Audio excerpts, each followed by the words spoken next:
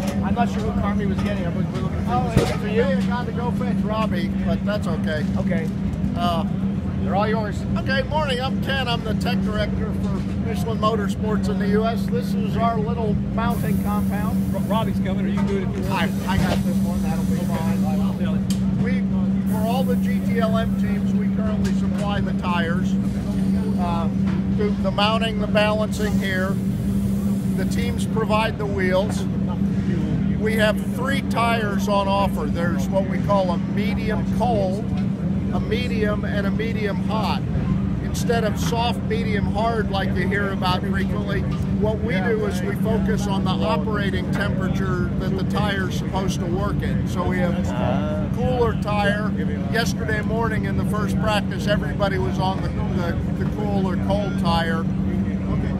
The medium range, I think probably most of the teams will opt for that today in the race because it'll be warmer early afternoon. And then for middle of the summer, high demand tracks, we have a hot tire. So much higher track temperatures than we'll see here. These tires are all confidential, so the teams don't actually buy them. It's a lease basically. Beginning of the weekend, we put the tires on the wheels. End of the weekend, the tires come off. Nobody goes home until we have all our tires back. We do that because there are things in the tires we don't patent because it would give away too much information in a patent application to let people know. So they come in, tires dismounted, new tires mounted, then we go to the inflation cage. Because a tight fit in the wheel is really important, the seating pressure is higher than you might have in your road car tire. So for safety, we have the inflation gauge. Then it goes down from there to a final inflation station where we do a final fill with nitrogen. The reason we do that is to keep the moisture content inside the air in the tire as low as possible, so the amount of pressure change due to temperature increase is as low as possible. What questions do you have?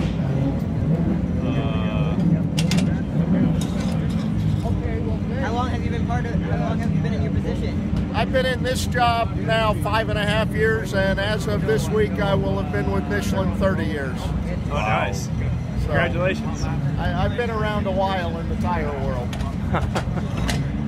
What is your educational background? I'm an environmental engineer, actually. Really? Okay.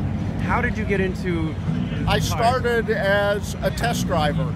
I got recruited by Michelin. I was working in the nuclear power industry and racing, and they needed engineers with driving skills to work with the car makers in OE, or original equipment tire development. Right. So that led to starting as a test engineer, managing performance testing, then a long time in OE development as an account manager, then as a tire design manager, sometime in marketing, and then the last 5.5 years in motorsports. Awesome. Well, you look like a happy man. It's okay. Yeah. It's not a bad gig. Yeah, that's right. And it's great when you're working with the best products in the business.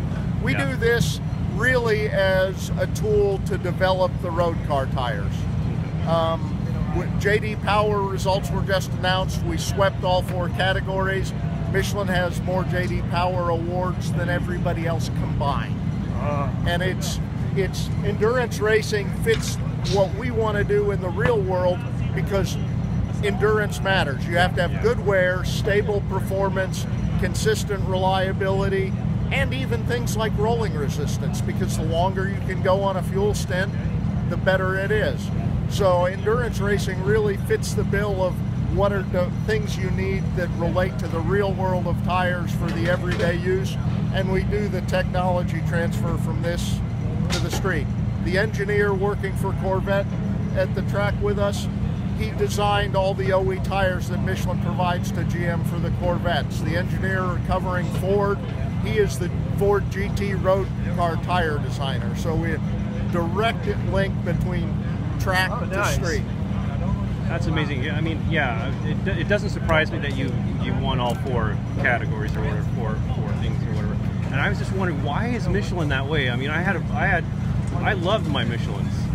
You know, I never wanted to get anything but Michelins. So you hear in Michelin all the time respect for the facts. We are a very fact and results-driven company. At times, you might accuse us of over-engineering things, but we really do sweat the details to build the product. The rain tires we use in this series, the design tool that was developed for the sculpture arrangement in the rain tires is a tool that goes back to our road car tires, and it lets us optimize the stress distribution in the tread pattern so it's even, so it manages wear well. It also lets us optimize where the grooves go so we can extract maximum cornering performance, things like that. The material's the same way. We have a tire used in Europe that's called a hybrid slick. It's for damp track conditions. So in the World Endurance Championship, in some cases in the wet, our cars are on slicks. That technology came from stuff that was developed for World Rally Championship winter tires in ice conditions, which transferred into our winter tires for road cars, which then somebody thought maybe this would work in a different application, and it wound up in a race tire. That is cool. So it's just this breadth of experience. It's experience, always looking at future technology capabilities. We're the leader in rolling resistance without making big trade-offs in other aspects of tire performance. So it's looking at things like that. How much does a tire weigh by itself without a rim? What was that? How much does the tire weigh just by itself? Just straight? It depends on the tire. We have tires that are very light that are maybe 8 to 10 kg, and then you can go up to the off-road tires that we make for BF Goodrich. BF Goodrich is owned by Michelin, and my design team does all of the BF Goodrich off-road tires. Our 42-inch off-road tire is probably close to 40 kg. Wow. Okay, wait. So BF Goodrich is owned by Michelin. Yes. Okay. And BF Goodrich is mainly off-road tires, or do they do all? They're off-road and road. Oh, yeah. There's... In the club racing grassroots motorsports domain, BFG is quite strong. We have the BFG G-Force R1 series, which are the shadow tread tires that SCCA uses and others use. And then in the Treadwear 200 category, which really today in the club and grassroots motorsports area is very big, the G-Force Rival and Rival S. The S being a little stickier, more for the autocross and sprint mode, and the standard Rival being more for your low-cost endurance racing, Champ Car, WRL, Lemons, and things like that. Interesting. This is like a whole new world. Oh, yeah. So if I'm buying a BF Goodrich tire, is there what do you call it? Crossover from Michelin, like Michelin tires and this kind of stuff, or is it more? There is a knowledge exchange, and there are some technology exchanges, but the technologies that we put into BFG, say for the off-road stuff, may differ than what we would do for Michelin because we're targeting different directions and applications. Okay, that makes sense. That's all I got. Anybody else? Thanks for coming by. Well, thank you so much. Well, I guess here's one. So you're supplying to each GTLM team this week. Yes. What's the average tire delta? Say they're running the mediums, just what everybody's going to be running today. How many laps do you expect these tires to make? These tires will go more laps than the teams will use them. Because of the pit stop rules here, refueling and tire changes can be done simultaneously. So there's no real advantage most of the time to not changing tires. Yeah. So the teams will change their tires in all probability when they fuel. This race is long before they wear. Yeah, these tires could go in most cases 2 stints. Some tracks with high wear, you might not want to run them a full 2 stints, but they're capable of going longer, especially here because the wear is so light, longer than the teams will actually run them. We're curious. This race has been won with 1 stop, 2 stops, with no tire changes. Back in the American Le Mans Series days, the Muscle Milk Pickett Racing LMP1 car They used 2 sets of our tires for the entire weekend. They used 1 set in practice. They qualified on a set that they used for the race. They did not change their tires during their pit stop. And in ALMS, you had to do tires and fuel sequentially. So by not changing their tires, they beat the Rebellion racing car out of the pits. They won the race going away because they didn't change tires. Wasn't that what Toyota did at Fuji in 16, wasn't it? Yes. Yeah.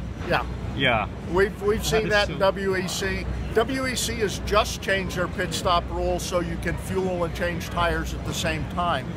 But what they haven't changed is the allocation of number of sets of tires allowed per race.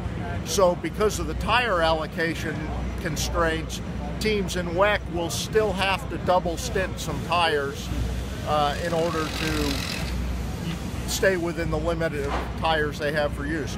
The plus of staying on the same tires, the tires are hot. So if it's a case of a tire that takes a little longer to come up to temperature, you may gain enough on the first couple of out laps that it's an advantage to have stayed on the hot tires going out. Is there an allotment or a limit of how many tires the team can have for IMSA? IMSA has a limit per race weekend and per class. So what's allocated for prototype is different from GTLM, which would be, if GTD were here this weekend, different from GTD. And it's a pretty generous allocation, so the teams really aren't challenged on that standpoint. Thank you very much. Thanks so much. Come anytime. Appreciate it.